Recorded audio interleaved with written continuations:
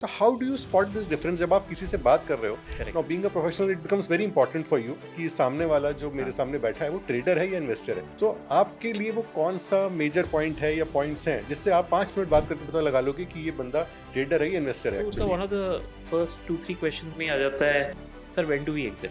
कौन सा एक पॉइंट है या कौन से वो पॉइंट्स हैं जो कि फाइनेंशियल सुसाइड की तरफ चले जाते हैं और इन्वेस्टर्स को एक पॉइंट ऑफ नो रिटर्न पे ले जाते हैं कि उसके बाद they have no option but to say goodbye to the stock markets? One is having absolutely no idea of जो मिसमैच होता है between valuation and price basically. मतलब lack of research the most important factors जो आपकी research को trigger करता है। For example एक होता है company being prepared for the next phase. अब इसका क्या मतलब है? इसका मतलब है कि कोई कंपनी है। एज एन इन्वेस्टर आप इंडियन इकोनॉमी को कहाँ देखते हैं? देखिए काफ़ी शिफ्ट्स तो हो रहे हैं अभी इंडियन इकोनॉमी, राइट? लास्ट 10 साल 20 साल अगर आप देखेंगे तो ट्रेमेंडस शिफ्ट्स व्हिच हैव हैपेंड। तो आपको एकदम क्लियर हो जाता है कि हाँ, मैं जिससे बात कर रहा स्टॉप हूँ। लॉस कितना है वो तो। स्टॉप लॉस की बीमारी तो खैर मुझे आज तक समझ में नहीं आई कि इन्वेस्टिंग को स्टॉप लॉस से दूर रखो यार।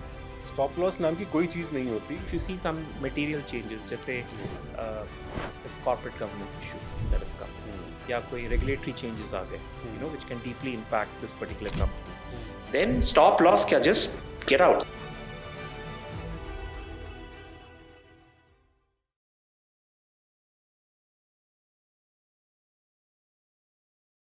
नमस्कार, मैं राघव कुमार आपका बहुत स्वागत करता हूँ आज की वीडियो में। स्टॉक मार्केट्स हो या इन्वेस्टिंग, इसमें हमारी एक्सपीरियंसेस, हमारी इंफॉर्मेशन, हमारी नॉलेज बहुत काम आती है। और इसके साथ-साथ अगर हमें कुछ एक्सपर्ट्स के व्यू पॉइंट्स भी मिले तो बात ही क्या। और अगर वो एक्सपर्ट्स साथ में प्रोफेशनल भी हों, यानी कि सेबी रजिस्टर्ड भी हों, तो ये सोने पे सुहागा है। आज के इस डिस्कशन के लिए मैंने ऐसे ही एक सेबी रजिस्टर्ड एक्सपर्ट प्रोफेशनल को इनवाइट किया है। ये बहुत ही माइल्ड मैनर्ड, बहुत ही सटल वे में अपनी बातें आगे रखते हैं, बट मैं पूरी कोशिश करूंगा कि इन्हें ज्यादा से ज्यादा उकसा के ज्यादा से ज्यादा इंफॉर्मेशन, ज्यादा से ज्यादा नॉलेज निकाल सकूं, ताकि आपको और हमें दोनों को बहुत फायदा हो। तो let's join hands together in welcoming Shankar Nath. Shankar, welcome to today's podcast. Thank you so much Raghav. Shankar, मैं आपसे ये सबसे पहला ये सवाल पूछना चाहता हूँ कि हम कई रिपोर्ट्स पढ़ते हैं, सेबी भी कई बार रिपोर्ट्स निकालती है और अलग-अलग ब्रोकिंग हाउसेस भी और फंड हाउसेस भी रिपोर्ट्स निकालते हैं कि 90% से ज़्यादा इन्वेस्टर्स यहाँ पे लॉस में रहते हैं, ज़्यादा कुछ कर नहीं पाते मार्केट्स में। वहीं दूसरी तरफ अगर हम देखें तो जो म्यूचुअल फंड्स हैं, उसके ज़्यादातर इन्वेस्टर्स प्रॉफिट में रहते हैं। सो डज दैट मीन कि स्टॉक इन्वेस्टिंग एक आम आदमी के लिए बनी ही नहीं है, ये प्रोफेशनल्स के लिए ही छोड़ देनी चाहिए? क्या रिटेल इन्वेस्टर्स, एक आम आदमी स्टॉक मार्केट की इस ग्रोथ स्टोरी का पार्ट बन ही नहीं सकता directly? What do you have to say about this? So investing itself एक बहुत काफ़ी बड़ा टॉपिक है एक्चुअली। एक होता है इन्वेस्टिंग जिसमें लोग बिजनेसेस में इन्वेस्ट करते हैं, राइट? सो जिसको हम लोग इंस्टीट्यूशनल इन्वेस्टर्स बोलते हैं। They buy lot of shares in lot of companies, इस टाइप का होता है। दूसरा होता है जो हम रिटेल इन्वेस्टिंग बोलते हैं, जिसमें आपकी रुचि होती है किसी कंपनी में पार्टिसिपेट करने के लिए। हाँ, छोटे से थोड़े कम शेयर्स लेके 10 शेयर 100 शेयर, हमारे 1000 आपके शेयर। जैसे जो आम हाँ बिल्कुल निवेशक हैं। करेक्ट। क्योंकि आप शायद उस कंपनी के ग्रोथ स्टोरी में बिलीव करते हैं, और आपको लगता है कि चलो कंपनी आगे बढ़ेगी, आगे 10 साल में 5 साल में, और मेरा पैसा भी उस तरह बढ़ता रहेगा। जो जो तीसरा जो आप 90% लॉस वाली बात कर रहे हैं वो है ट्रेडिंग रिलेटेड। तो अलग अलग टाइप के इन्वेस्टिंग होते हैं। ट्रेडिंग ऐसा होता है जिसमें सब नहीं जीत सकते। मतलब इट्स एक अ को जीरो जीतना सम होता है, गेम। हाँ it's a zero sum game. एक को जीतना होता है, एक को हारना आपको होता है। हारना ही पड़ेगा। अब उसमें क्या हो जाता है, although I am not an expert in trading, I don't do trading my self, लेकिन जहाँ तक मैंने समझा है सुना है उसमें यही है दैट ऑड्स शायद रिटेल इन्वेस्टर के फेवर में नहीं होते। और जो मैं उसको ऑड्स बोलता हूँ वो है कि नॉलेज का ऑड्स हो गया, या जो इंफ्रास्ट्रक्चर होता है। जैसे काफ़ी लोग ना हाई फ्रीक्वेंसी ट्रेडर्स होते हैं, तो उनके पास जैसे ही कोई इन्फॉर्मेशन आ जाता है they are able to process the trade as compare to retail investor जिसको थोड़े समय के बाद आता है। इस तरह की काफ़ी काफ़ी पेचीदगियाँ होती हैं। सो आई ये थिंक हाई फ्रीक्वेंसी ट्रेड्स पे अभी कुछ टाइम पहले कुछ आर्टिकल्स भी आए थे जिसमें ये मेंशन करा गया था कि जो बड़े इन्वेस्टर्स हैं, जो ये 7% लोग हैं जो प्रॉफिट में रहते हैं, इसमें से बहुत बड़े-बड़े जो इन्वेस्टर्स हैं उनके एक-एक साथ 300-400 ट्रेड्स ट्रिगर होते हैं with very strict stop losses and targets, और वो सब ऑटोमेटेड रहता है। उनकी बहुत ऑटोमेटेड बड़ी रहता है। टीम होती है करेक्ट। और वो बड़े छोटे मार्जिन्स पे काम करते हैं, तब जाके वो कहीं कुछ। एल्गोरिथम्स होते हैं, हुँ, जो हुँ। लोग ये सब बनाते हैं वो पीएचडीज होते हैं, they have an understanding of this. उनके पास पिछले 20-30 साल 50 साल का शायद डेटा होता होगा। सो दे अंडरस्टैंड थिंग्स बेटर। सो वही बोल रहा हूँ ना, it's a gap of infrastructure and it's a gap of knowledge also. तो आपके जो ऑड्स हैं एज अ रिटेल इन्वेस्टर वो काफ़ी कम हो जाते तो ऑड्स आपके फेवर में इस गेम में है नहीं, जब आप एक ट्रेडर की तरह वहाँ पे एंटर कर रहे हो।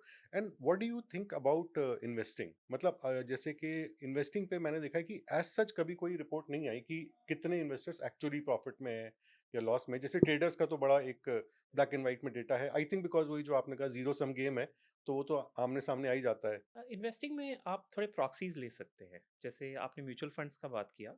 अब म्यूचुअल फंड्स में डेटा विजिबल है कि जिसने 7 साल इन्वेस्ट कर लिया होता है उसका शायद नेगेटिव रिटर्न होता ही नहीं है। यही अगर आपने 5 साल इन्वेस्ट किया होगा तो शायद 2% चांस है नेगेटिव रिटर्न्स होने का। So 98% of the people are positive.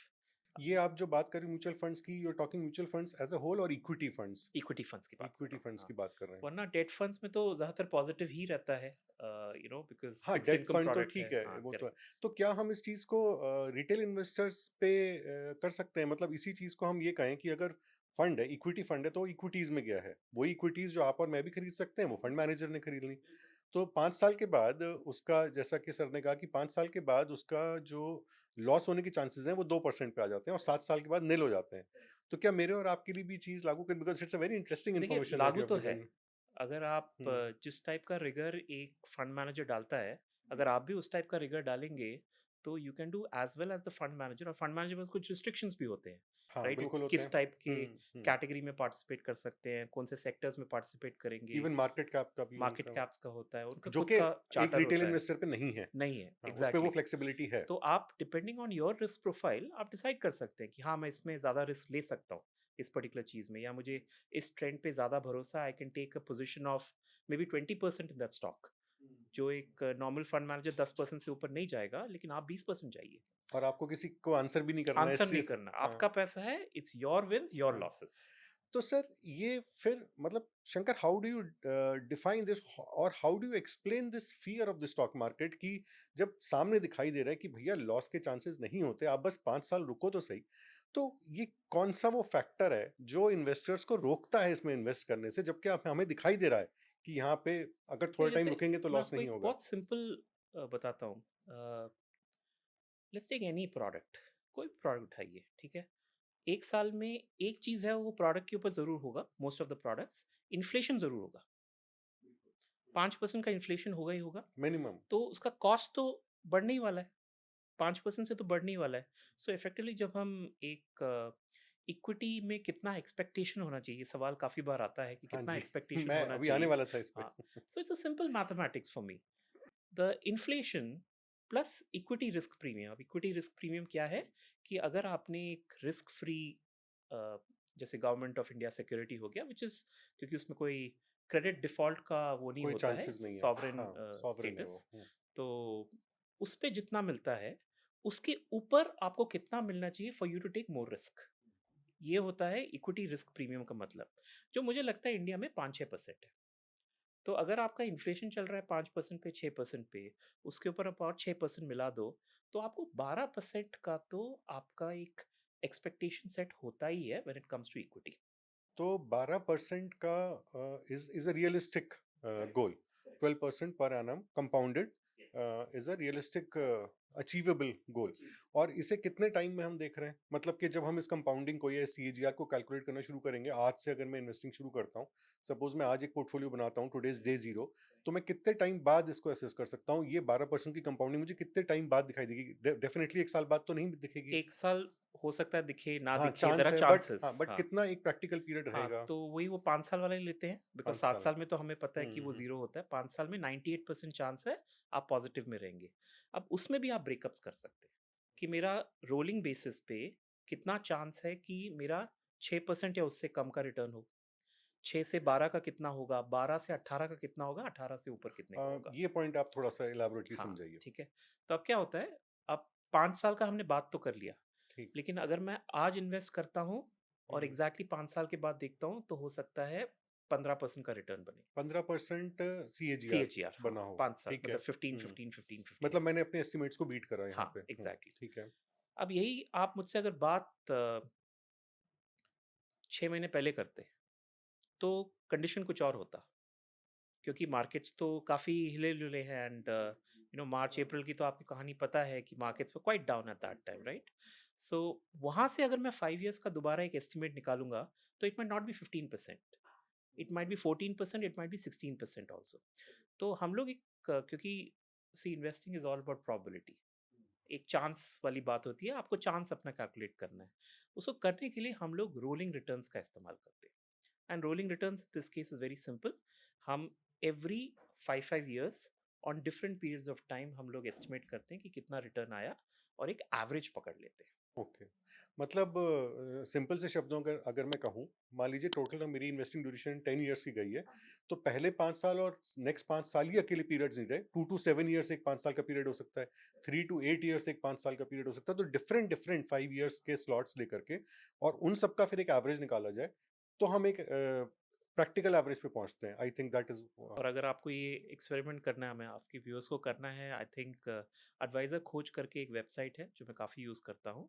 उसके अंदर you'll get all these options। तो डिफरेंट फंड्स का भी आप रोलिंग रिटर्न देख सकते हैं, डिफरेंट बेंचमार्क्स का भी रोलिंग रिटर्न देख सकते हैं। तो अगर आपको समझना है कि निफ्टी 50 ने let's say 10 year rolling return क्या है उसका स्टार्टिंग फ्रॉम 1999 ऑनवर्ड्स, तो जो टाइम सीरीज की जो आप बात कर रहे थे वो आप अलग अलग कैलकुलेट कर सकते हैं। एंड आपको फोकस करना है वो जो एवरेज आता है। तो उसमें दो अच्छी चीज़ें होती हैं, एक आपको एवरेज मिल जाता है और उसके बाद उन्होंने एक और बहुत अच्छा किया है कि they give you the return distribution, कि कितना चांस था मतलब कितनी बार हुआ है कि पिछले इतने सालों में जीरो से कम आया, कितनी बार ऐसा हुआ, कितने ओकेजन हुए हैं जब 0 से 6% के बीच में हुआ है, 6 टू 12 हुआ है। तो जो आपने सवाल पूछा था कि अगर मुझे 12% का क्या चांस है, वो मुझे उस वेबसाइट में मिल जाएगा।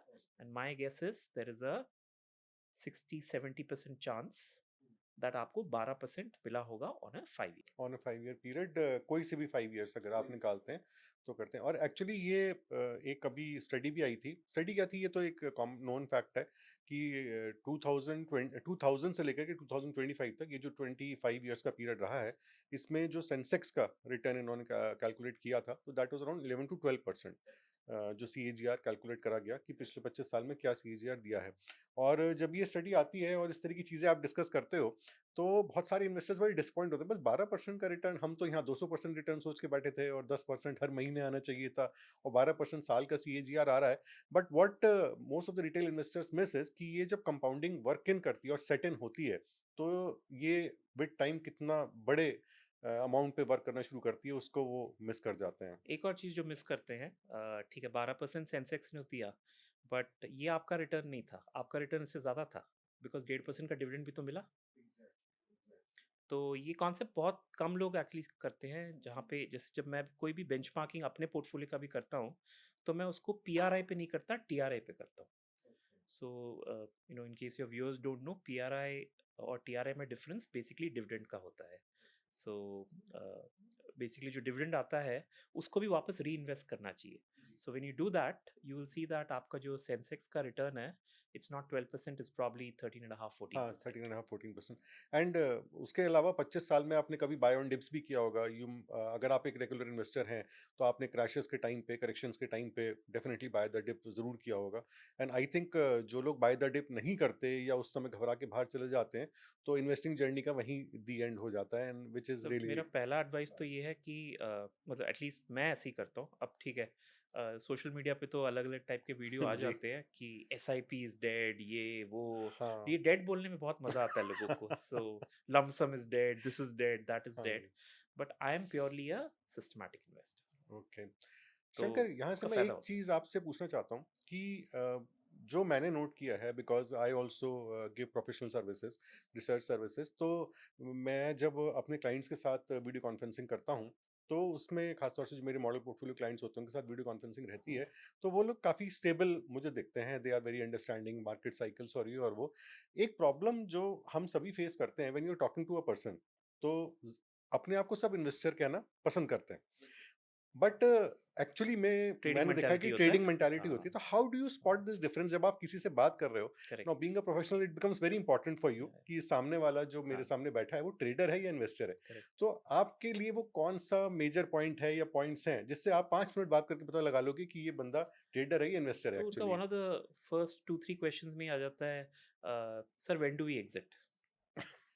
मैंने बोला यार अभी तो पिकिंग की बात नहीं हुई है, तुम पहले से ही एग्जिट पे बात कर रहे एंड हो। This actually question is very important कि आप भी अपने आप को अगर असेस करना चाहते हो, आप ट्रेडर हो या इन्वेस्टर हो, तो जरा सर की बात ध्यान से सुनिए। तो ये एक सवाल सबसे पहले आ जाता है। फिर टाइम होराइज़न पूछते हैं कि सर टाइम होराइज़न मतलब what do you think? Sir 1 year?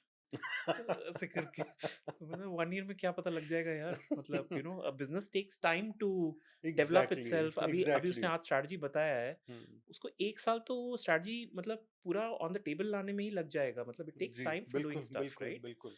तो वो सब है। देन इस टाइप के बहुत मतलब बहुत टिपिकल क्वेश्चंस हाँ, एक्चुअली आ जाते हैं तो व्हिच आपको एकदम क्लियर हो जाता है कि मैं हाँ, जिससे बात कर रहा स्टॉप हूँ, लॉस कितना स्टॉप है, वो तो स्टॉप लॉस की हाँ, बीमारी तो हाँ, खैर मुझे आज तक समझ भी नहीं आई।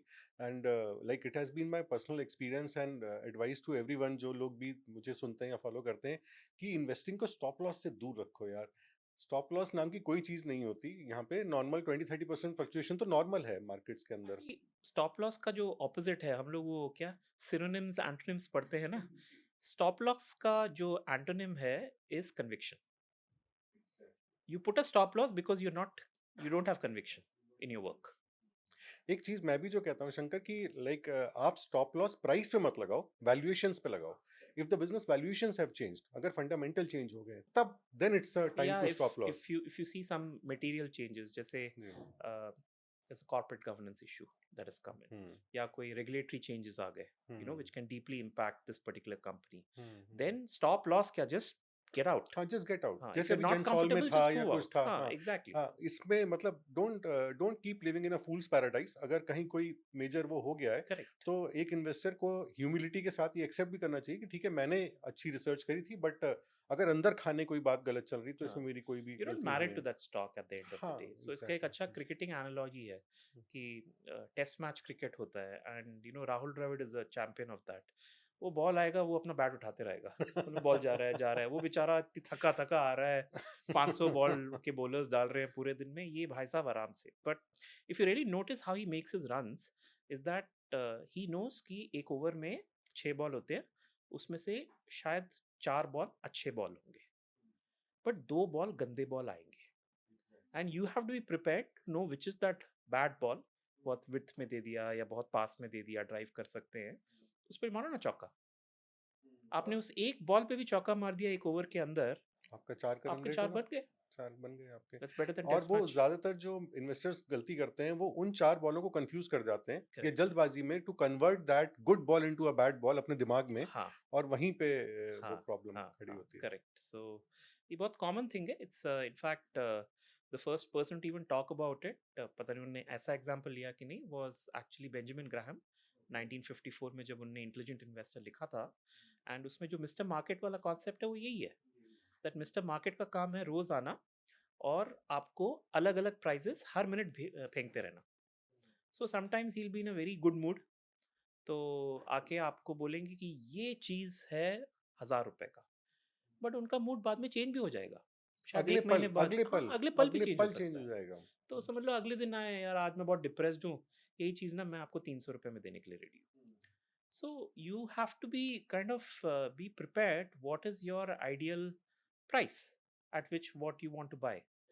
हाँ, बिकॉज सामान तो वही है, that one share of that company, that सामान is same, but one day he comes and says 1,000 rupees, another day he comes and says 300 rupees. तो इससे जो आई थिंक इस पर्टिकुलर बात से जो टेक होम मैसेज है वो ये है कि not every day is a buying और सेलिंग डे। हाँ, तो वहाँ रोज घूमने की जरूरत नहीं है स्टॉक मार्केट में Which आप। connects with your trading wala हाँ, point. वो ट्रेडिंग वाला पॉइंट सुबह है। सुबह शुरू हो गए। हाँ, हाँ, कि आज तो मेरा पोर्टफोलियो इतना डाउन है, पोर्टफोलियो उतना करेक्ट। डाउन है। एक इन्वेस्टर का पोर्टफोलियो कभी अप और डाउन होता ही नहीं है एक्चुअली। वो तो I don't check my hmm, mutual fund वाला पोर्टफोलियो फॉर मंथ्स, मंथ्स। 3 महीना, 4 महीना, 6 महीना, हम्म। तो एक नहीं, ये चलता बात रहता है। तो सोचने वाली है कि अगर एक इक्विटी फंड में लॉस के चांसेस नहीं है तो इक्विटीज में लॉस के चांसेस कहाँ से डेवलप हो रहे हैं, और वो आपने बहुत अच्छे से क्लियर करा कि जो आई थिंक तो ये पूरा का पूरा it's a psychology mistake, it's a it's a you can psychology blame it mistake on the definitely. Psychology. In fact जो आपने वैसे एक सेंसेक्स का भी एग्जांपल दिया था, यू राइट। और मैं सेंसेक्स भी नहीं, I am going to take the Nifty 500 TRI as my benchmark. Okay, because वो हमारा पोर्टफोलियो सिर्फ लार्ज कैप्स नहीं होता ना, so Sensex is large caps, right? So it's not the right benchmark for us to take. तो हमें लेना चाहिए एक sort of a diversified number. So मेरे लिए वो निफ्टी 500 टीआरआई बन जाता है। एंड वो कितना बड़ा होगा? 14% पे बड़ा होगा over the last let's say 10 years.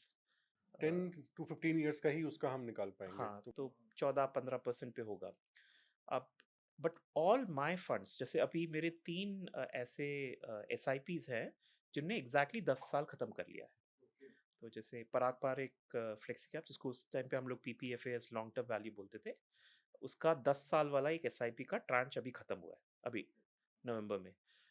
16 रुपए के एनईवी पे लिया था, अब शायद 95 पे है या something like that. On an XIRR basis, और उसमें मैंने कुछ लमसम वमसम इस वाले फोलियो में नहीं डाला था, इट्स गिवन मी 19.8% और समथिंग लाइक दैट। एक और था which was a thematic fund, which was SBI health care. उसका भी एग्जैक्टली अभी 10 साल जाके खत्म हुआ है। It has given 20 point something. So even if I ignore the SBI healthcare wala, but even if you look at PPFA as flexi cap, um, जो Sensex ने दिया और जो निफ्टी 500 टीआरआई ने दिया, उसके ऊपर भी एक 4-5% का अल्फा मिला है मुझे। बिल्कुल। तो मतलब एक तो जो इन्फ्लेशन है वो आपके फेवर में गया, उसके बाद फिर जो आप रिस्क के लिए जो रिवॉर्ड चाहते हैं वो आपको गया। इक्विटी रिस्क हाँ, प्रीमियम मिला, और फिर जो उसके ऊपर फंड मुझे फंड मैनेजर का मैनेजर का एक्सपर्टीज मिल गया। हाँ, जो एक्सपर्टीज मिला। करेक्ट। तो बस एक छोटा सा पॉइंट मैं यहाँ क्लियर करता हूँ, जो लोग थीमेटिक फंड्स को नहीं समझते, थीम एक सेक्टर से बड़ी चीज होती है। जैसे कि हेल्थ केयर पूरा एक थीम है, उसके अंदर हॉस्पिटल्स आएंगे, फार्मास्यूटिकल सेक्टर आएगा, और इस तरह के उससे रिलेटेड जो हेल्थ केयर इक्विपमेंट्स हैं वो आएगा, तो कई सारे सेक्टर्स उसके अंडर आएंगे, तो थीमेटिक फंड है। दूसरी बात कि जितने भी फंड्स के नाम यहाँ लिए गए, प्लीज़ अब जा करके वहाँ खरीदने मत बैठ जाना उनको आप। ये सिर्फ सर ने अपना इलस्ट्रेशन के लिए, ये आपको समझाने के लिए करा है, तो don't make that trading mistake. सिर्फ जो भी बातें हो रही है समझाने के लिए हो रही हैं। तो Shankar, to sum it up, अब तक जो हमने मिस्टेक्स वगैरह सब डिस्कस करी, कि वो कौन सा एक पॉइंट है या कौन से वो पॉइंट्स हैं जो कि फाइनेंशियल सुसाइड की तरफ चले जाते हैं और इन्वेस्टर्स को एक पॉइंट ऑफ नो रिटर्न पे ले जाते हैं, कि उसके बाद they have no option but to say goodbye to the stock markets, और सालों तक या मे भी हमेशा के लिए वो स्टॉक मार्केट को कोसते हुए, गालियां देते हुए यहाँ से चले जाते हैं। कौन से वो डेफिनेटिव ब्लंडर्स हैं कि भाई ये हो गया तो अब आप, बहुत ही मुश्किल है यहाँ सर्वाइवल। हाँ, so one is having absolutely no idea of जो मिसमैच होता है between valuation and price basically. मतलब लैक ऑफ रिसर्च। हाँ, जैसे हम्म। मैं आपको एक सिंपल एग्जांपल से ही बता देता हूँ। जैसे 2008 में वो ग्लोबल फाइनेंशियल क्राइसिस हुआ था, करेक्ट? तो लोग बुरा माना, अरे यार वो मेरा 100 रुपए का व्हाटएवर प्राइस था, अभी वो 40 पे पहुंच गया, राइट? तो ऐसा हुआ, एंड आई थिंक वो एक डीप शॉक था बहुत लोगों के लिए, इंक्लूडिंग मी। ओके, बट लोग, कोई ये नहीं बोलता कि दिसंबर 2007 में the valuation of the stock market was at N astronomical level, जो होना ही नहीं चाहिए था कभी। ठीक है? वो मतलब बहुत ऊपर चला गया था, इसलिए वो वापस नॉर्मलाइज़ होने की तरफ। अब वो नॉर्मलाइज़ से भी काफ़ी नीचे चला गया। तो क्या हुआ, वो पीरियड ऐसा था जहाँ पे there was a moment of over valuation which was followed by a moment of under under valuation valuation. वो actually that was a over valuation coupled with the crisis. Coupled with the मतलब crisis, हाँ, कि correct. एक तो वो objective burst हो गया। Crisis थी हाँ, सामने थी। करेक्ट। तो बलून फुलाया आपने और फिर वो बर्स्ट होना ही था, हाँ। तो हो गया, ठीक है? बट उसके बाद एक अंडर वैल्यूएशन का भी पीरियड आया। तो हम्म। इसमें 2 मिस्टेक्स हुए for a regular investor okay. Including me. Okay. जब वो ओवर वैल्यूएशन था, मैंने रियलाइज़ नहीं किया हम्म। कि अरे ये तो बलून मतलब बहुत बड़ा हो गया, अभी हाँ, फटने वाला तब है मजा आ करके। रहा होता है। हाँ, तो वो मैंने रियलाइज़ नहीं। सेकंड इज़, जब वो 2009 में इतना नीचे चला गया, मैंने रियलाइज़ नहीं किया, अरे यार this is the Alice in Wonderland opportunity, recovery तो होने ही वाला है। बिकॉज़ स्टॉक प्राइस डाउन गया है, अर्निंग्स डाउन नहीं गए हैं। So if you start looking at the even the India data, 2011, 12, 13 का देखो, आप देखोगे कि EPS of Nifty 50 for example वो ऐसे बढ़ रहा है। ठीक है, ठीक है, हो सकता है सिर्फ 5% पर ईयर में बढ़ रहा हो, but there was no reason why the stock market should have been so low. तो वो अंडर वैल्यूएशन का पीरियड था। तो I think this is the major mistake people make. People क्या करते हैं, अपने आप को एक आइडेंटिटी दे देते हैं कि I am a conservative investor, I am an aggressive investor, I am only a large cap investor, I am only an FD person, और उस आइडेंटिटी को पूरी जिंदगी लेके रह बैठते हैं। But the best way of doing investing is जब आपको एक अपॉर्चुनिटी मिलता है, बटोरो। उसको रियलाइज करो, है ना, and just be an investor, be flexible. हाँ, जैसे आपने एग्जांपल दिया 2007-8 की क्राइसिस का, अगर हम 2016 से लेकर 21 तक का पीरियड स्टडी करें, वो बड़ा इंटरेस्टिंग पीरियड है। 2016 was not such a good year for the markets, उसी समय फिर डिमोनेटाइजेशन वगैरह आया था और वो सब चल रहा था। 2017 अनएक्सपेक्टेडली उसने करीब इंडेक्स ऑलमोस्ट 30% के से ज़्यादा वो बढ़ी। And micro cap, small caps तो और भी हाँ, बढ़ वो गया तो था, हाँ। बहुत ही ज़्यादा बढ़े, एस्ट्रोनॉमिकल चला गया। एस्ट्रोनॉमिकल गए। फिर 2018-19 2 साल तक देयर वर म्यूटेड रिटर्न्स और correct. In fact negative returns in the index. 2020 में हम उम्मीद लगा ही रहे थे कि कुछ होगा, एंड कोविड केम एंड धड़ से और नीचे। सो उसके बाद देन वी सॉ, जब रिकवरी आनी शुरू हुई फिर 2024 तक एक हमने अनप्रेसिडेंटेड रैली देखी, जो जिसने एक नई breed of investors and traders को पैदा किया। And new set of companies also came in. हाँ। डिफेंस की हम लोग बात भी नहीं करते थे उस टाइम तक, हम्म। और 2021 से तो सब लोग अब डिफेंस की बात कर डिफेंस की रहे बात हैं। करने लगे। सीडीओ करके कुछ आने लग गया। हम्म। आपके Zomato, Swiggy, all your IPO started coming हाँ, of new age and companies. ये पीएसयूज की रिडिस्कवरी हुई। पीएसयूज हाँ। रीडिस्कवर हुआ। ईएमएस करके एक सेगमेंट था जो हमें हम्म। पता भी नहीं था कि इस कुछ पे बड़ा थोड़ा हो सा और सकता है। बताइए, किस पे? ईएमएस के बारे में आप थोड़ा सा। मैंने उतना रिसर्च तो नहीं किया है ईएमएस हम्म। के ऊपर, हम्म। बट हाँ मतलब इफ यू बट रियली या वांट टू स्टडी आपने इट। बिल्कुल सही कहा कि new age businesses coupled with rally तो चली रही है, तो everybody wants to join in the party. अच्छा, वैसे मेरा अपना पर्सनली मानना है कि जैसे हम बुल रन की बात करते हैं कि अब बुल रन है या कुछ है, ज्यादातर लोग और निफ्टी के या इंडेक्स के मूवमेंट से बुल रन को कंफ्यूज करते हैं। What I have seen personally is in the last 20 years और so of my investing is कि a real bull run set in तब होता है जब माइक्रो कैप स्मॉल कैप भागना शुरू करते हैं। जब तक सबसे पहले जो मैंने देखा, इंडेक्स आपकी सबसे पहले रिकवर वो बढ़ा करेगी। होता है, हाँ हाँ, इंडेक्स करेक्ट। रिकवर हाँ करेगी, फिर इंडेक्स स्टॉक्स के बाद लार्ज कैप्स, जो करेक्ट। बाकी लार्ज कैप्स हैं वो कहीं करेक्ट। करेंगे रिकवर। फिर मिड कैप्स की बारी आएगी, और जब स्मॉल कैप माइक्रो कैप भी कि हाँ अब वो चल रहे हैं, तब करेक्ट। जाकर के कहीं होता है कि अब बुल रन हाँ सेट इन हो गया। उस समय हाँ फिर सब हाँ। कुछ उसके भाग रहा बाद होता है। एक आपको एक मोमेंटम वाला एक काइंड ऑफ रन जी मिलता है हाँ। बेसिकली, जब वो माइक्रो कैप्स भी आपके बढ़ने शुरू हो जाते हैं। हम्म। बट हाँ, फिर उसके बाद जो 2 साल के बाद होता है उससे भी डरने की जरूरत है, बिकॉज फिर वो ओवर वैल्यूएशन जोन में चला ही जी जाता है हाँ। उसके बाद। तो बेसिकली जो कॉन्सेप्ट है कि आपको हमेशा फोकस रहना है वैल्यूएशंस पे, प्राइस को वैल्यूएशन से कंफ्यूज मत करिए। अगर कोई चीज सस्ती हो गई, इसका मतलब ये नहीं कि उसकी वैल्यूएशन खराब हो गई है या वो कंपनी खराब हो गई। जैसे कि अभी शंकर ने एग्जांपल दिया कि 2008 क्राइसिस में जो कुछ हुआ था, या 2018-19 या कोविड में हुआ, तो वैल्यूएशन और प्राइस दो अलग चीजें हैं। प्राइस बहुत सी चीजों को रिएक्ट करती है, बट वैल्यूएशन सिर्फ और सिर्फ कंपनी परफॉर्मेंस और इकोनॉमी के परफॉर्मेंस से लिंक्ड होती है। दोनों चीजों के डिफरेंस को समझ के चलिए। मैं अब आपके व्यूअर्स को एक रिक्वेस्ट करूंगा कि इसका सबसे अच्छा way of looking at it is कि आप ट्रेंड लाइन या स्क्रीनर पे जाइए और निफ्टी 50 ओपन करिए। अब निफ्टी 50 में ईपीएस देखिएगा, ठीक है, उसको मैक्सिमम कर दीजिए। पिछले 1 साल का मत देखिए, पिछले 20 साल का देखिए। एंड उसमें आप ईपीएस एंड निफ्टी का प्राइस, इन दोनों को देख रहे हैं। आप नोटिस करेंगे कि ईपीएस ऐसे बड़ा होगा और निफ्टी भी ऐसे ही बड़ा होगा।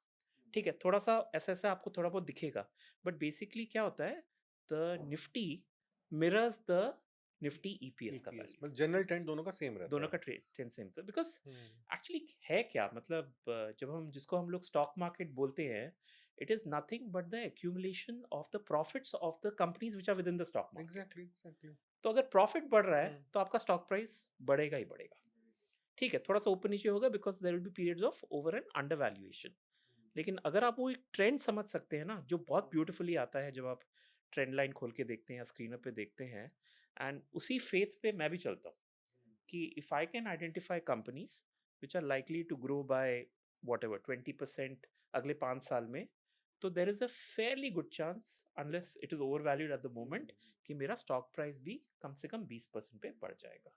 Simple logic, but that logic has always worked, and I think this will always work. ये वॉरेन बफेट ने भी एक बार बोला ना, जैसे कि जो बेंजामिन ग्राहम का कहना था कि द मार्केट्स जो होते हैं उन्हें सब पता होता है। वो इस थ्योरी पे चले कि जो फाइनेंशियल्स होते हैं सब कुछ बता देते हैं और मार्केट्स को सब कुछ पता होता है और दे आर ऑल ये एफिशिएंट। एफिशिएंट मार्केट थ्योरी पे एफिशिएंट बोल रहे हैं, मार्केट हाँ। थ्योरी पे जो उन्होंने कहा। हाँ, एंड वॉरेन बफेट ने कहा कि इसके अंदर गड़बड़ें होती हैं। गड़बड़ होती है, हाँ, इसके मिसप्राइसिंग्स अंदर होते मिस हैं। प्राइसिंग होती हाँ, है एंड करेक्ट। मार्केट्स में जो इनएफिशिएंसीज हैं, जहाँ मार्केट गलती कर जाता है, वही हमें आइडेंटिफाई करनी होती है। तो आई थिंक जो आपने कहा वो उस चीज़ को बहुत खूबसूरती के साथ रिफ्लेक्ट करता है और बहुत सिंपल शब्दों में सर ने समझाया आपको कि किस तरीके से आप इन चीज़ों को देख सकते हैं। अब यहाँ से आपने क्योंकि अब उसकी बात कर ही दी है स्टॉक डिस्कवरी की और रिसर्च की, अब मैं जानना चाहता हूँ, जैसा हमारा डिस्कशन हो रहा था, आप बॉटम अप अप्रोच ज़्यादा रखते हैं।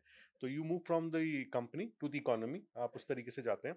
तो what are the most important factors जो आपकी रिसर्च को ट्रिगर करता है? यानी कि कंपनीज तो रोज़ पता नहीं कितनी सामने आती हैं, कोई ना कोई न्यूज़ आती है, बट वो कौन से फैक्टर्स होते हैं जिनको देख करके अब आपको लगता है नहीं मुझे इसके कंपनी के बारे में थोड़ा सा और देखना पड़ेगा, रिसर्च शुरू करनी पड़ेगी? तो वो फैक्टर्स कुछ आप बताएंगे हमें?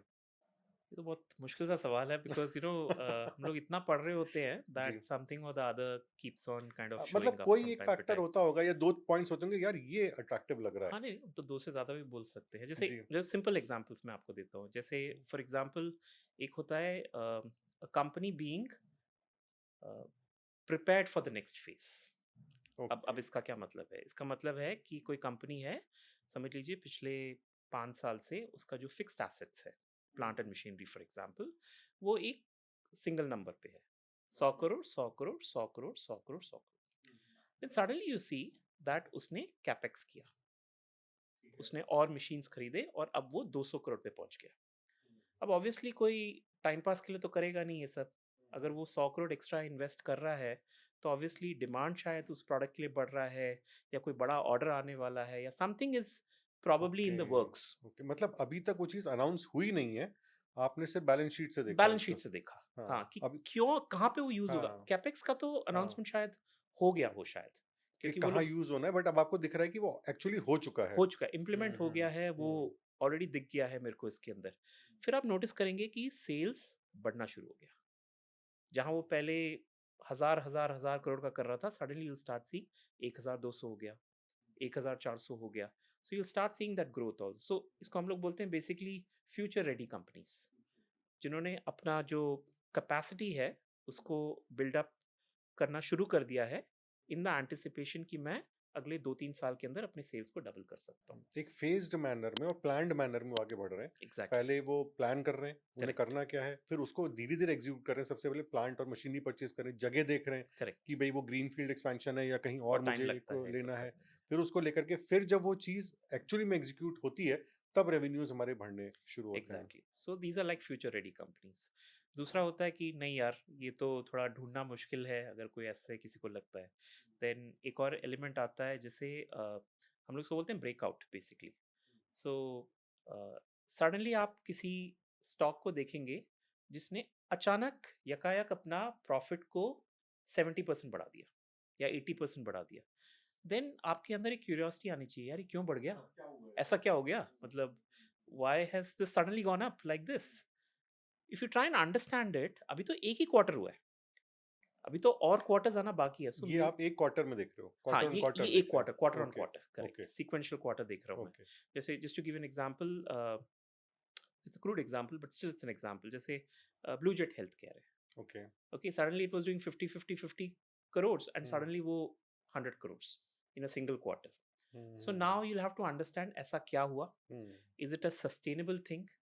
और क्या वन टाइम इवेंट। हाँ, is hmm, a one time event. Hmm. क्या वो मुझे मिलता रहेगा, वो 100 करोड़ या शायद उससे भी ज़्यादा हो जाए? तो if you can get into that, आपको एक और हिंट मिलता है। लॉन्ग टर्म थिंकिंग में आई यूज़ द गार्ट methodology, which is growth at reasonable price. Again goes back to that valuation that we have been talking about. But इसमें ये advantage है कि आपको 2 चीज़ें का फ़ायदा हो जाता है। 1, आपको ऐसे कंपनीज़ आप आइडेंटिफ़ाई करते हो जो ग्रो कर रहे हैं। This can be growth in terms of sales, profits, EPS etcetera. और दूसरा, आपको वही कंपनीज में से वो कंपनीज आप चुनेंगे जिसका वैल्यूएशन एक कंफर्टेबल जोन के अंदर है।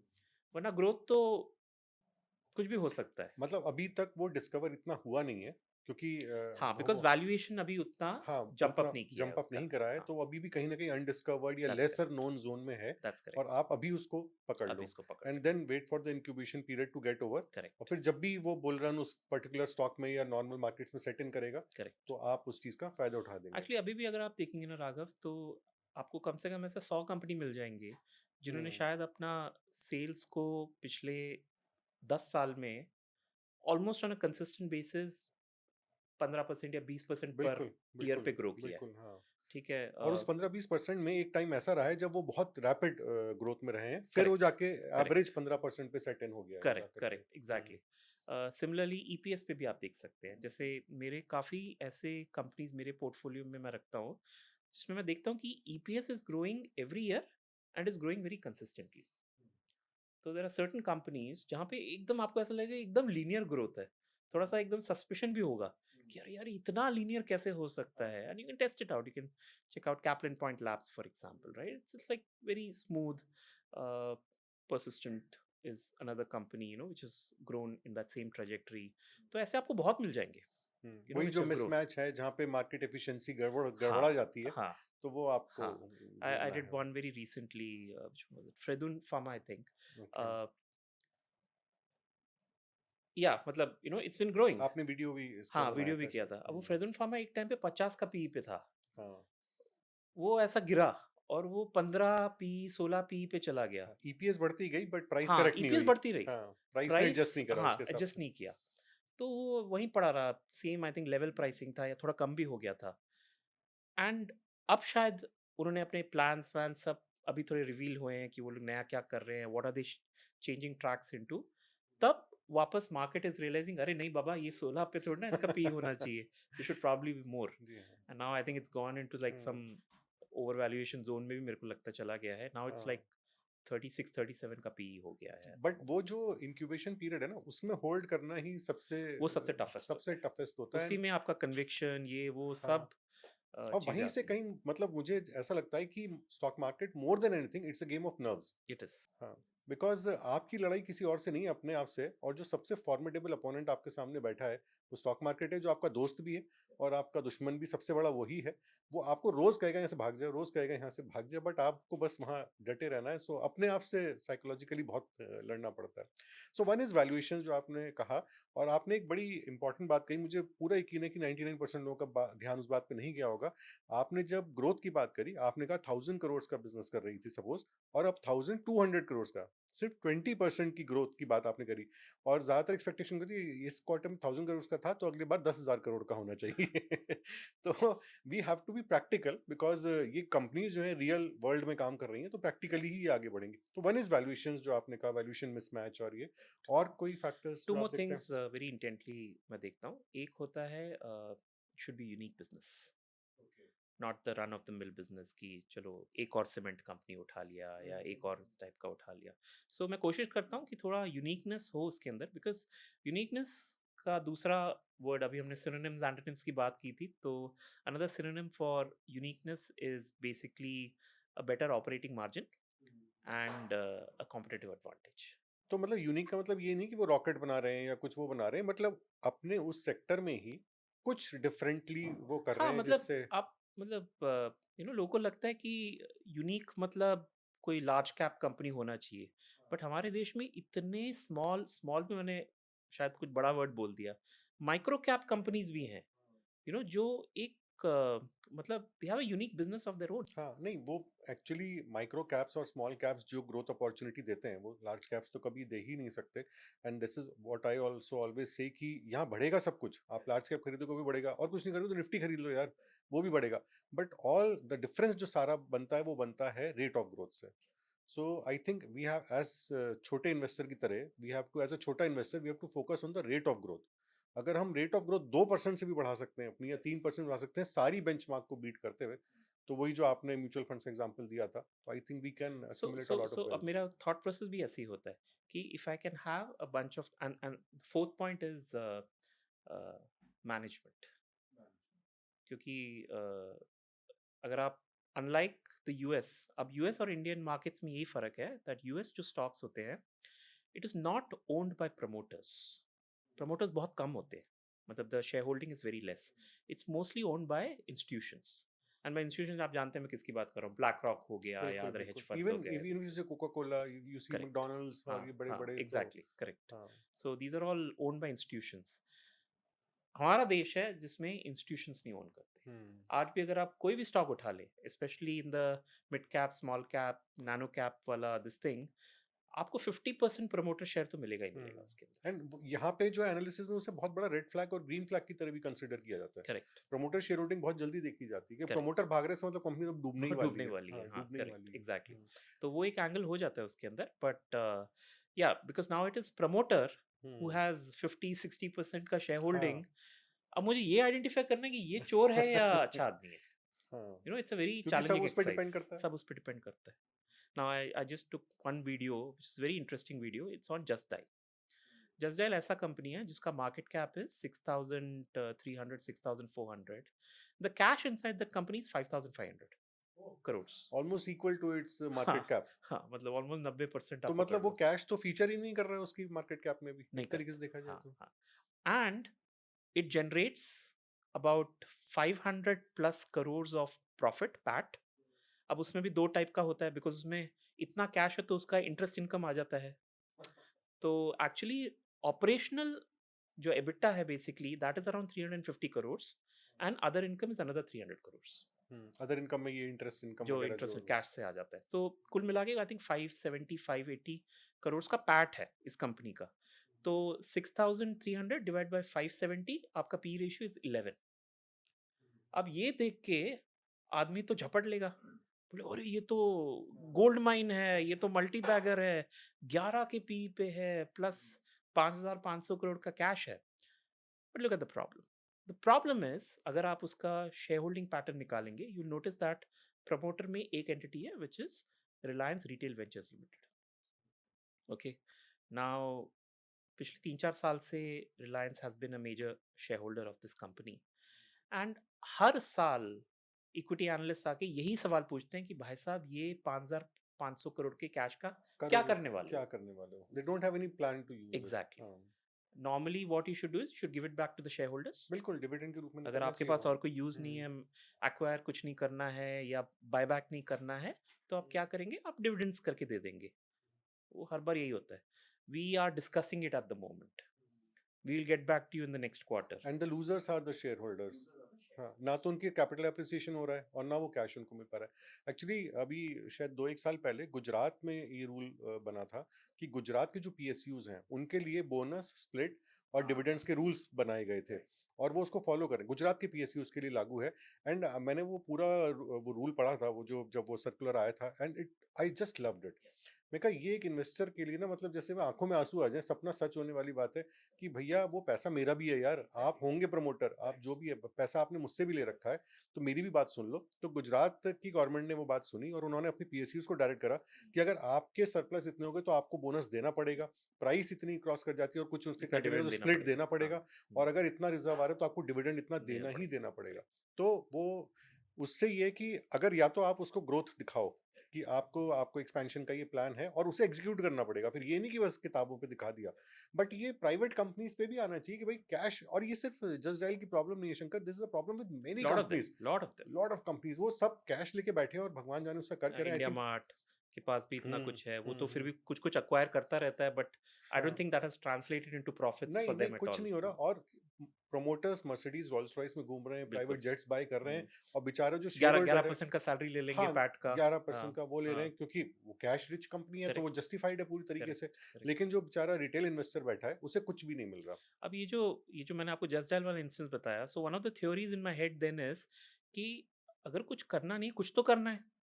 तो इज इट पॉसिबल कि आज 63% रिलायंस के पास है, वो जो फाउंडर हैं उनके पास शायद 9% कुछ है, वो मिस्टर मनी का उठा लेंगे, शेयर्स उठा लेंगे, कुछ पैसा दे के उठा लिया, फिर ओपन ऑफर किया.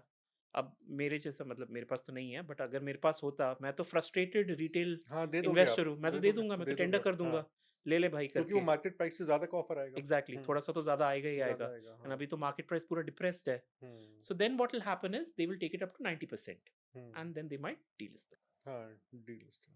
इसका जो मैंने ये भी नोट किया है कि जैसे इन्वेस्टर्स जो इस ट्रैप में फंस जाते हैं और इससे अफेक्ट बहुत ज़्यादा होने लगता है उनका पोर्टफोलियो भी और उनकी वेल्थ भी, उसमें एक प्रॉब्लम डाइवर्सिफिकेशन की भी है।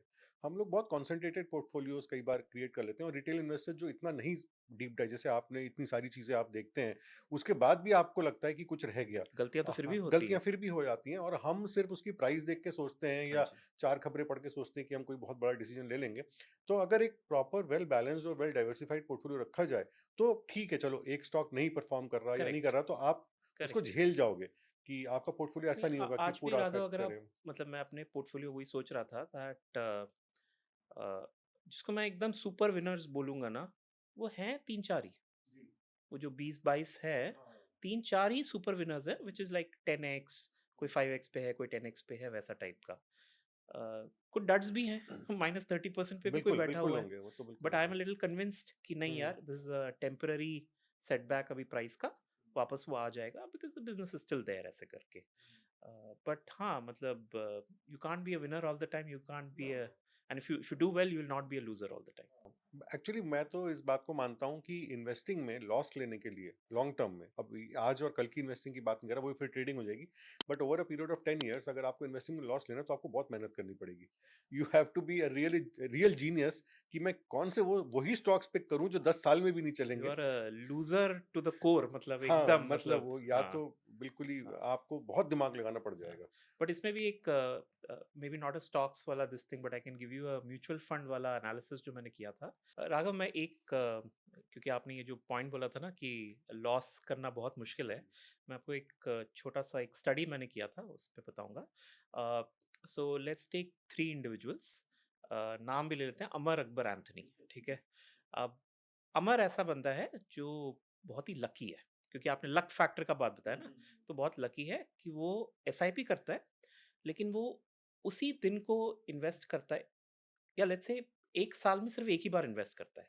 लेकिन वो उस दिन को करता है जब market is the lowest point of the year. Okay, okay, lowest NEV पे। लोएस्ट एनएवी पे है, हुँ, हुँ। वो उसी दिन को इन्वेस्ट करता है, ठीक है? Next is Akbar.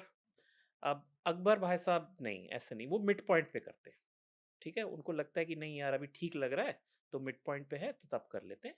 And let's say Anthony is someone who is a loser, मतलब अनलकीएस्ट गाय इन द वर्ल्ड, तो तभी इन्वेस्ट करता है जब मार्केट सबसे हाईएस्ट पॉइंट पे है, right? So you got the lowest, you got the mid point and you got the highest point. तो मैंने बोला ठीक है, तो अमर अकबर एंथनी की कहानी दोबारा चलाते हैं एंड लेट्स सी 20 साल में क्या रिजल्ट निकल के आता है। ओके, नाउ अगर मैं ऐसे ही नॉर्मल किसी से पूछूंगा वो बोलेगा अरे यार एंथनी तो बर्बाद हो गया होगा जिसने मतलब। लोएस्ट पॉइंट पे करा उसको। हाँ, मतलब जिस हाँ, अमर वुड बी द हाँ। Topper and Anthony would be verse of. मैंने बोला हुँ, बिल्कुल सही बोला आपने, हुँ, ठीक है? जब उसने सस्ते पे लिया है तो ऑब्वियसली उसका फायदा होगा ही होगा। हुँ। खेल यहाँ पे एंथनी का है कि एंथनी कितना नुकसान में होगा। तो उसमें मेरे को अलग-अलग टाइप के व्यूज़ आए, किसी ने बोला नेगेटिव होगा उसका, किसी ने बोला कि नहीं यार मुश्किल से एफडी जैसा बनाया होगा। So when I actually did the mathematics उसमें निकला कि Amar would have made a return, annualized return of around 14%, 14.5% के बीच में।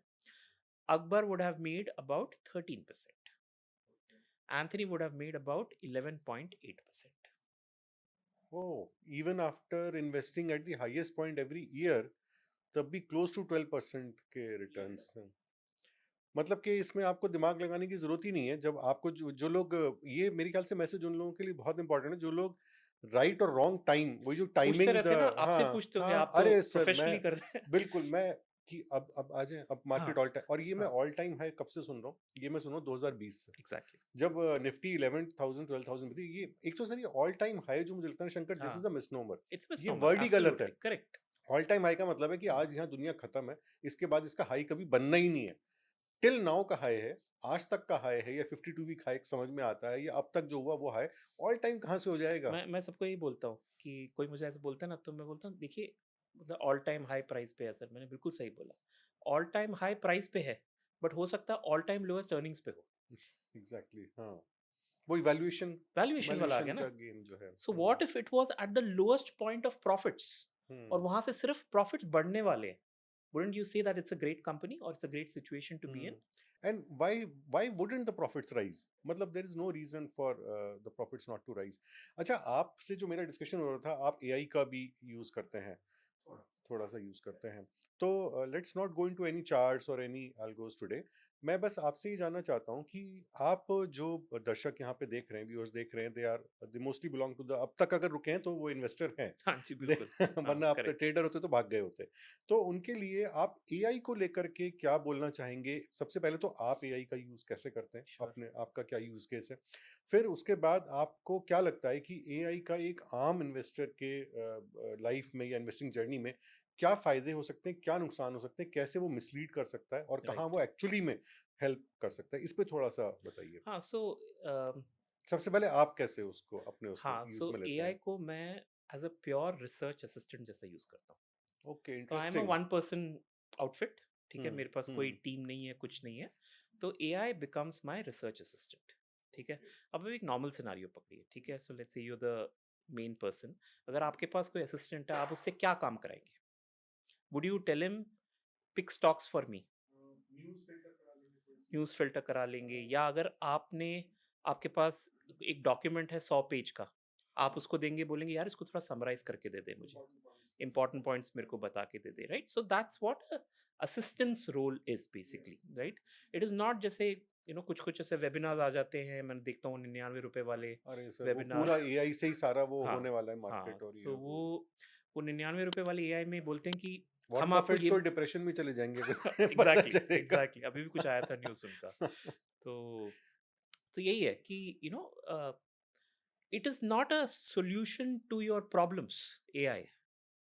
I use AI as a friend of mine to work along with me to solve the problem. It is not the solution. अब कैसे मैं use करता हूँ? समझ लीजिए किसी भी एक कंपनी के बारे में रिसर्च करना है, सबसे पहले एआई, अब एआई भी मॉडल्स डिफरेंट टाइप के हैं। you've heard of chat gpt, you've heard of claude and grok and everything। मैं जो यूज़ करता हूँ, I use notebook LM. It's a Google product. And notebook LM मैं इसलिए यूज़ करता हूँ because unlike a chat GPT और Grok etcetera, वो हेलुसिनेट कम करता है। इनफैक्ट शायद करता ही नहीं है hallucinate, if I am not wrong. So what I do is, लेकिन उसको सोर्सेज देने पड़ते हैं। अब चैट जीपीटी में आप कुछ भी लिख दीजिए, ओके क्या just dial tell me about something ऐसे करके, he will obviously pull out some data, but he might actually misrepresent that information in a different way for you। But मैं क्या करता हूँ, I will take Notebook L M, I will drop in all the sources that I have about Justdial. जो आपके annual reports हो गए, credit rating reports जो आ गए, आपके अर्निंग्स कॉल ट्रांसक्रिप्ट्स आ गए, any YouTube videos which are there, so you can add YouTube videos also there, any kind of AGM audio files which are available with me, any news items which are there। तो मैं इस तरह generally 25-30 sources को पहले डालता हूँ। And then the best thing for me which I find within notebook LM is that वो आपको एक माइंड मैप देता है। तो मैं माइंड मैप जनरेट करता हूँ and it tells me exactly कि क्या क्या सब टॉपिक्स हैं जो आपको अंडरस्टैंड करना चाहिए with respect to that company.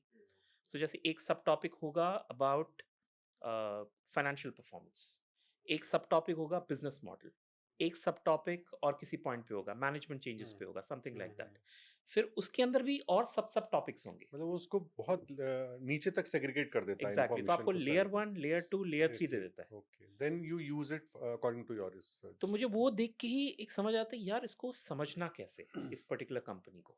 Hmm, that's hmm, a great starting point for me. Hmm. And then if I tap on each of them, it gives me a summarized nice version of what it has discovered from reading all जो those भी आपने documents। उसको sources हाँ, दी थी उससे के उससे अंदर। उसको एग्जैक्टली मतलब एक्चुअली मेरा भी काम इतना आसान हो गया इसके वजह से राघव, कि मैं ये यूज़ करता हूँ और जो लेटेस्ट ट्रांसक्रिप्ट है स्लैश एनुअल रिपोर्ट है, मैं वो खुद से पढ़ लेता हूँ शरीफ वजह से, ताकि मुझे एक लेटेस्ट पर्सपेक्टिव पता लग जाए कि क्या है करके, ताकि कुछ मिसिंग ना हो जाए ऐसे करके।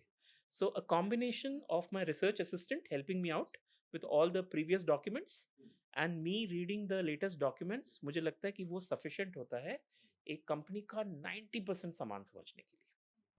तो जो आपने जैसे वो बात करी कि एआई से जो आजकल प्रोपेगेंडा फैलाया जाता है, I will call it a propaganda कि आप सब कुछ उससे वो कर सकते हो।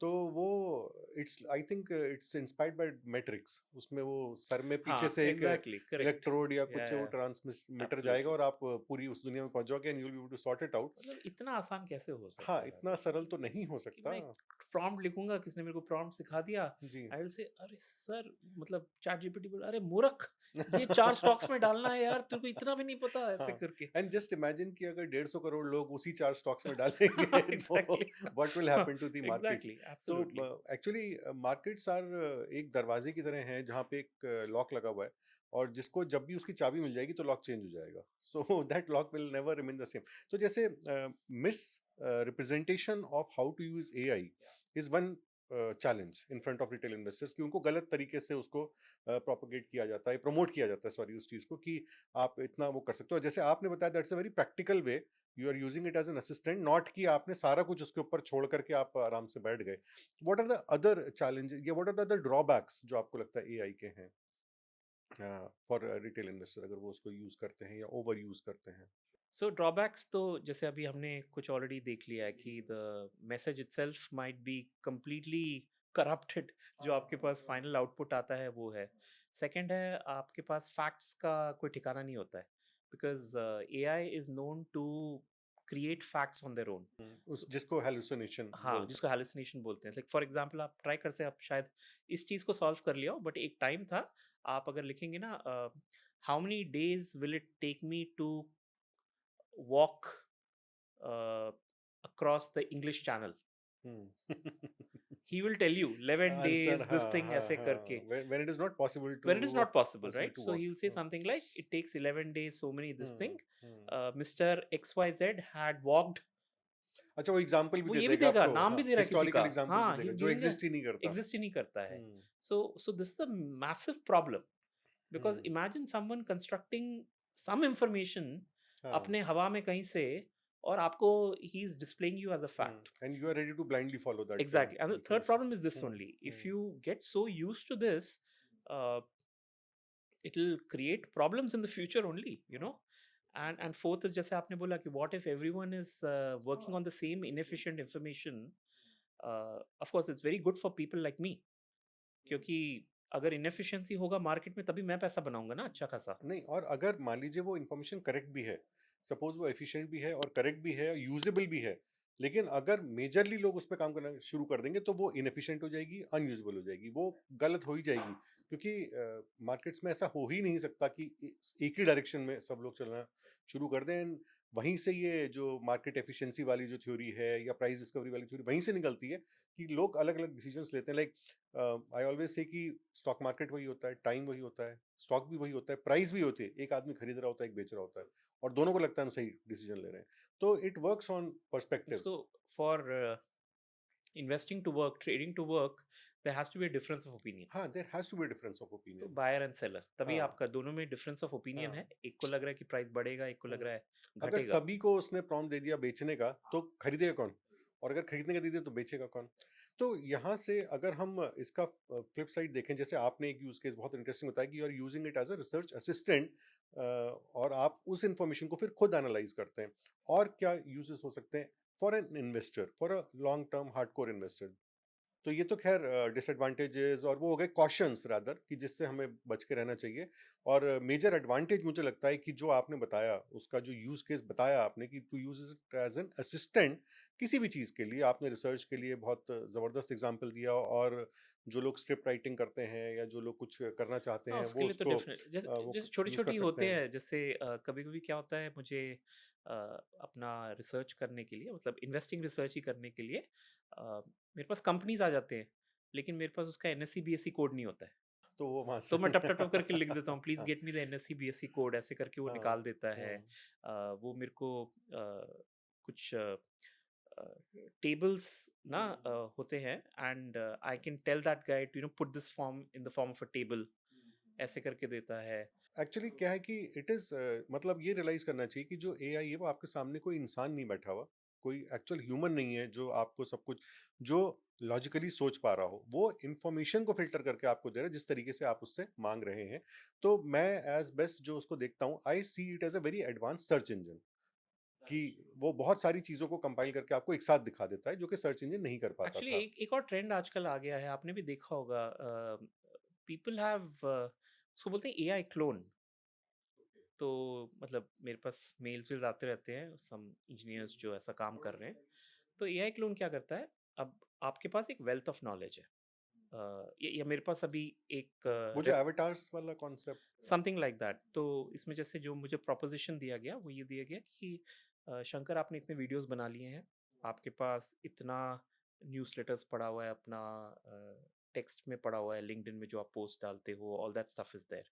इन सबको हम लोग उठा के एक डेटाबेस में डंप कर देंगे, एंड फिर किसी को भी कुछ भी टाइप का सवाल पूछना है, वो आपके अवतार से पूछेगा। हाँ, वो आप जाके उनको ऐसा लगेगा आप पर्सनली उससे बात पर्सनल, कर जैसे रहे हैं। चैट में जैसे आप हुँ, वन ऑन हुँ। वन चैटिंग कर रहे हो, वैसा हाँ, करके। वो आपका स्टाइल कॉपी कर लेता है, आपकी हाँ, नॉलेज कॉपी कर लेता हाँ, है, वो सब हाँ। चीज़ें। तो style I can understand, but मुझे नॉलेज पे वो होता है, बिकॉज़ मैं अपने आप को एक इवॉल्विंग पर्सन समझता हूँ। जैसे अगर आप समझेंगे, शायद आपके साथ भी ऐसा हुआ होगा, जो आपके 5 साल पहले जो आपका थॉट प्रोसेस था और आज के थॉट प्रोसेस में डिफरेंस है। बिल्कुल से 5 साल तो छोड़िए, 5 5 महीने में 5 महीने, हाँ, 5 हफ्ते में बदल जाता है। एंड इन फैक्ट अगर आप जो इन्फॉर्मेशन मिल रही है उसको ठीक से एनालाइज़ करना नहीं जानते और आगे के ऊपर प्रोजेक्ट करना नहीं जानते कि फ्यूचर पे कैसे प्रोजेक्ट हो सकती है, which I think AI lakhs right now. अगर उसके अंदर कोई ऐसी कॉन्शसनेस डेवलप हो जाती है आगे चल के, then we'll have to see, but otherwise वो मुश्किल है। And then there is conflict also. Like हो सकता है मुझे 5 साल पहले रियल एस्टेट अच्छा लगता हो, अब अच्छा नहीं लगता है। तो what is that model going to take? तो ये जो है। रीसेंसी है, या is it the volume of conversations? हो सकता है 5 साल मैंने इतना सारा बात किया हो रियल एस्टेट के बारे में, लेकिन रिसेंटली मैंने सिर्फ इतना बात किया हो। तो is the model going to take the recency, या वो फ्रीक्वेंसी ऑफ कन्वर्सेशंस सो लेगा? देयर आर इरेगुलरिटीज एंड हाँ, उसके अंदर बहुत सारी शॉर्टकमिंग्स हैं जो हमें करेक्ट, रियलाइज करनी चाहिए। I think this is a very good take home message also. अगर एआई को आप बहुत ज़्यादा इंपॉर्टेंस देना चाहते हैं या बहुत ज़्यादा उसको यूज़ करना चाहते हैं अपनी इन्वेस्टिंग में, तो बी केयरफुल, क्योंकि इन्वेस्टिंग इज नॉट गेम, या इन्वेस्टिंग कोई ऐसी चीज़ नहीं है जो आपने 4 कमांड्स डाली और आपके पास कोई आगे का फ्यूचर का रोड मैप आ जाता है। जैसे कि शंकर ने कहा कि it's an evolving landscape, dynamic होती है सारी इकोनॉमी। तो यहीं से मैं एक जैसे वो जस्ट डायल वाला मैंने बोला, will the AI model be able to नहीं, वो गिव उसको गिव नहीं अस समझ दैट पाएगा। थ्योरी? हाँ, हाँ, ये एक विश्लेषण का पॉइंट है, हाँ, एनालिसिस का पॉइंट है और ये एक आर्गुमेंट का पॉइंट है, जिस पे करेक्ट। डिबेट की जा सकती है बहुत बड़े लेवल तक। इसमें ये सोचा जा सकता है भई क्यों नहीं डिविडेंड्स दी जा रही, क्यों नहीं दिया जा रहा, और वो जो और हम भी इमोशंस हैं। श्योर नहीं है। मतलब हाँ, हम हम भी भी एक कन्फ्यूज़्ड प्रोबेबिलिटी हैं। ही बना रहे हैं कि हो बिल्कुल। सकता है ऐसा हो जाए हो ऐसे सकता है करके। ऐसा हो जाए। तो डेफ़िनेटली कि इस बात पे जो जब तक वो इमोशंस और कॉन्शसनेस मिक्स नहीं होगी, तब तक वो शायद नहीं पहुँच पाएगा। यहाँ से मैं क्योंकि अब हम थोड़ा-सा कंक्लूजन की तरफ जाएँगे, तो मैं आपसे ये जानना चाहता हूँ कि एज़ एन इन्वेस्टर आप इंडियन इकोनॉमी को कहाँ देखते हैं? आप कहाँ देखते हैं कि पिछले 25 सालों में हम कहाँ पहुँचे हैं? जो 25 सालों की ग्रोथ रही है, और आने वाले 5 से 10 सालों में या 2035 तक आप इंडियन इकोनॉमी को कहाँ देखते हैं? अगर हम इसे चाइनीज़ इकोनॉमी से कंपेयर करें या हम इसे यूएस इकोनॉमी से कंपेयर करें, जो कि सबसे बड़ी इकोनॉमीज़ हैं आज हमारे सामने। देखिए, काफ़ी शिफ्ट्स तो हो रहे हैं अभी इंडियन इकोनॉमी में, राइट? लास्ट 10 साल, 20 साल का अगर आप देखेंगे, there are tremendous shifts which have happened. मैं आज भी बोलता हूँ लोगों को, जब मैं पढ़ाई करता था कॉलेज तक, मतलब मैंने कॉलेज भी ख़त्म कर लिया था और मुझे ये वर्ड नहीं पता था, इंटरनेट। ओके, हम बोलते थे उसको वर्ल्ड वाइड वेब। हम लोग वर्ड इंटरनेट इतना कॉमनली नहीं यूज़ कर सकते थे, world wide web W W W करके यूज़ करते थे। एंड अब मुझे पोस्ट ग्रेजुएशन के लिए I had gotten admission to MDI Gurgaon.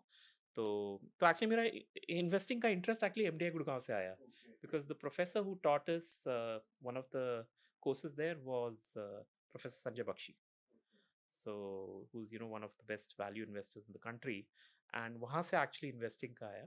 तो ये थोड़ा पहले हुआ दैट मैं साइबर कैफे में गया just to try and understand कि ये इंटरनेट क्या होता है। जो पहला वेबसाइट मैंने ओपन किया, दैट इज़ yahoo.com। उस टाइम पे गूगल नहीं होता था। Now we don't talk about Yahoo at all. Yeah it's Google to took over in 2000 whatever, and वहाँ से it's been there. There was no Facebook. When I graduated, post graduated, the only jobs available are या तो bank में चले जाओ या कोई जो FMCG कन्वेंशनल कंपनी, जॉब्स थी, हाँ हाँ। ऐसे करके चले जाओ. हुँ। There was no startups or anything. So hmm, I have seen in one generation the world completely change. You know, और इंडिया के लिए वो कुछ ज़्यादा ही इंडिया के लिए और भी ज़्यादा ही ज़्यादा चाहिए था बिकॉज़ हम because इवॉल्व कर रहे हैं। exactly we are correct. Evolving. तो why won't that happen over the next 20 years? मुझे तो ऐसा लगता है कि जो हमने 20 साल में देखा है, अब वो हर 2 साल में हो रहा है। हाँ, ज़्यादा हाँ, इसमें हाँ, उसकी वेलोसिटी पे हो रहा है. स्पीड वो करेक्ट. बहुत तेज़ी से स्पीड अप हो गया है एग्जैक्टली. और आज की डेट में अगर ख़ास तौर से आप इन्वेस्टिंग में हैं और आप बहुत जल्दी अपने आप को अडैप्ट करना नहीं जानते और बहुत जल्दी इन्फॉर्मेशन को समझना, एनालाइज़ करना नहीं जानते, तो आप डेफ़िनिटली जैसे कि अभी आपने एक एग्ज़ाम्पल दिया था डिफेंस का, तो डिफेंस के बारे में आपने जो बात कही वो बड़ी पते की बात है कि आज से 5 साल पहले कोई डिफेंस की बात भी नहीं कर रहा था और अचानक से 2 साल से 3 साल से डिफेंस इतना इन फ़ेवर हो गया कि वो बढ़ते चले गए। डेटा इनफैक्ट सेंटर्स करके आ हाँ, गया, ये आ गया, वो आ इनफैक्ट गया. हाँ. कुछ पीएसयूज़ की रीडिस्कवरी की हमने बात करेक्ट. करी, कुछ कंपनीज़ का तो मज़ाक लोकसभा तक में उड़ाया गया और पीएसयूज़ के बारे में कहा नहीं, गया मैं आपको और स पीएसयू का एग्जांपल बोलता हूँ ना, जैसे मज़गांव डॉक शिप बिल्डर्स है. हुँ, मैंने 2021 में शायद देखा था उसको. Market cap was 6,000 crore. Cash inside the company was 11,000 crore. आज तो मतलब मज़गांव डॉक शिप बिल्डर हम टच भी नहीं करते, राइट? इट्स लाइक 90,000 करोड़ और व्हाटएवर. बट उस टाइम पे ये सिर्फ 3-4 साल पहले की बात है. 6,000 करोड़ में पूरा कंपनी था. The cash inside the company was 11,000 crore. अगर मेरे पास राघव जी अगर 6,000 करोड़ होते ना, मैं जाके वो पूरा कंपनी खरीदता, उनके बैंक में जाता, एक चेक 11,000 करोड़ में अपने नाम का करके 5,000 करोड़ का प्रॉफिट लेके बैठा होता. हाँ, तो बट दैट इज ये how the situation is. Market की इनएफिशिएंसी है जो हमें इनएफिशिएंसी स्पॉट है. करनी होती है और एक और बहुत इंपॉर्टेंट मैसेज है कि हमेशा बहुत एक्सट्रीम एग्जांपल्स के पीछे नहीं भागना चाहिए। आपने एक और भी बात बड़ी अच्छी कही थी कि जिन कंपनीज ने 15-20% का सीएजीआर दिया है उनकी गिनती करना मुश्किल है पिछले 10 सालों में जो दिया है। तो अगर हम ऐसी टाइटन टाइप या ये जो हम विप्रो वगैरह के एग्जांपल्स देखते हैं, अगर ऐसे एक्सट्रीम एग्जांपल्स के पीछे भागेंगे तो हम इन्वेस्टिंग में कहीं लैंड अप नहीं कर तो पाएंगे। आप ना आप एक जब 20 का, अब मेरे साथ भी यही हो रहा है. तो right now it's 2022 stocks which I have in the portfolio. उसमें से कुछ ट्रैकिंग स्टॉक्स हैं. हम्म, लेकिन ऐसे मैंने भी 4-5 ऐसे रिकॉग्नाइज कर लिए over a period of time, hmm, जो मुझे लग रहा है कि मैं इसके साथ परसिस्ट करना चाहता हूँ और 5 साल के और लिए. 5 साल क्योंकि यू मुझे लग डोंट रहा है कि सी अ बढ़ रीजन सकता टू है. सेल। हाँ, हाँ। Exactly. I don't see a reason to sell. Hmm, उसमें अगर वो कभी 15% गिर भी गया, कोई बात नहीं. The business is strong. वो दिख रहा है और मैं वो ट्रैक कर रहा हूँ. ऐसे नहीं कि वो ट्रैक नहीं कर रहा हूँ. So you'll have to live with these things. Another way of, क्योंकि आपने इकोनॉमी का भी बात किया था, one trend which is definitely happening is सब कुछ ऑर्गेनाइज की तरफ जा रहा है. सब कुछ लिस्टेड कंपनीज की तरफ जा रहा है. राइट? अभी वो जो फैमिली कंपनीज जो पहले हाँ, होते थे वो हाँ। कम हो रहे हैं. लाला की दुकानें जो हैं वो वो अब अब कम हो रहे हैं. कम हो रही हैं। वो अभी हुँ, प्रोफेशनल हो रहे हैं. वो लोग हुँ, अभी लिस्टिंग की तरफ जा रहे हैं. लिस्टिंग का ये भी फ़ायदा है कि आपको डिस्क्लोज़र्स ज़्यादा होते हैं, डिस्क्लोजर्स होते ट्रांसपेरेंसी हैं. एग्जैक्टली. अपने आप ही क्योंकि करेक्ट. उसका एक फ़ीचर है वो, करेक्ट. इन्हेरेंट फ़ीचर है, आपको डिस्क्लोज़र्स देने हैं, तो आपके जो स्टेक होल्डर्स हैं, उनको ज़्यादा क्लियरली बातें पता होती हैं। एंड शायद 20 साल में वही हो जाए जो यूएस में है अभी, कि the promoter share holding actually comes down and the institutional share holding चला जाता है ज़्यादा. तो ऐसा भी हो सकता है. और मेरे दिमाग में हमेशा एक एक सिंपल फॉर्मूला होता है कि हमारे जो देश का जो जीडीपी होता है उसको मल्टीप्लाई बाय 2 कर दो. That is probably going to be the increase in the profit of listed companies in the country. तो अगर 6% है, इंटू 2 12%. अगर 8% ग्रो करने लग गया तो मुझे लगता है 15-16% स्टॉक मार्केट ग्रो और करेगा. ये इंस्टीट्यूशनल इन्वेस्टर्स जो हैं, उनके थ्रू मेरे और आपके जैसे इन्वेस्टर्स ही तो बहुत सारे होते हैं जो उसमें हम ही इनडायरेक्ट डाल रहे होते इन्वेस्टर्स हैं. बन हाँ, जाते हम हैं। ही डाल रहे वो होते अपना हैं. पैसा हाँ, तो कहीं से जनरेट करते ही एग्जैक्टली. नहीं, तो मेरा और एग्जैक्टली. आपका सो व्हाट पैसा वी होता है। Put into a mutual fund हुँ, effectively we are the share holders. जी, एंड हमने उनको प्रॉक्सी दे रखा है प्रॉक्सी दे कि रखा है। ठीक है यार, तू या हो जा करके. तो I think Shankar we are now closing this, तो मैं एक सरप्राइज जो मैंने आपसे कहा था कि आपके लिए है and I think it will be very interesting for the viewers. तो इट्स वेरी सिंपल, मैं आपके सामने कुछ वर्ड्स बोलूंगा और उन वर्ड्स को सुनते ही जो पहले 2 सेकंड में आपके मन में जो भी ख्याल आता है वो बोल दीजिएगा। अरे सर, मैं तो बहुत ध्यान ध्यान से करने वाला आदमी हूँ. चैलेंज होगा मेरे लिए, देखते हैं. नहीं, आपके लिए चैलेंज नहीं होगा। तो ये वर्ड्स जो हैं ये डिफरेंट डिफरेंट होंगे, तो आपके मन में जो 2 सेकंड के अंदर से जो भी ख्याल है उस चीज़ को सुन के आता है तो वो मुझे बताइएगा। Number 1, stock market. Sensex. Money. Salary. Bharat. मतलब माय कंट्री एक्चुअली, मतलब Amitabh Bachchan. Don. Favourite actress? Kajol, politics? Rahul Gandhi, Raghav Kumar? Best investor in the world. Thank you. ये इन्होंने अपनी तरफ से बोला, मैंने नहीं बताया था। Donald Trump? You're fired. Family? Uh, family, my family, my parents. Finally T और कॉफी? Tea any day. चलिए, मैं तो अब शंकर जी के साथ चाय पीने जा रहा हूँ, बिकॉज आपके और इट्स बीन मेरे अ गुड मतलब अगर डिस्कशन। ये आपसे मैं पूछता तो इसमें से कितना कॉमनैलिटी होता वैसे? नहीं, देखिए, अगर आप मुझसे अपना नाम पूछते तो आई वुड हैव सेड कि you are a very mature investor and I really respect your views. और डिस्कशन मुझे आज आपके साथ करके बहुत मजा आया, बिकॉज मुझे ऐसा लगा कि we were on the same page. And जब आप एक प्योर इन्वेस्टर होते हैं, आपने भी ये शायद प्रॉब्लम रियलाइज करी, जब आप प्योर इन्वेस्टर होते हैं, आप ट्रेडिंग की तरफ नहीं होते और आप एक लॉन्ग टर्म इन्वेस्टर होते हैं, सबसे बड़ी जो प्रॉब्लम आप फेस करते हैं वो है लोनलीनेस की। आपको अपने जैसे लोग बहुत कम मिलते हैं जिनसे आप वही बातें कर सको जो आपके दिमाग में चल रही हैं, इकोनॉमी को लेके, एनालिसिस को लेकर के, रिसर्च को लेके।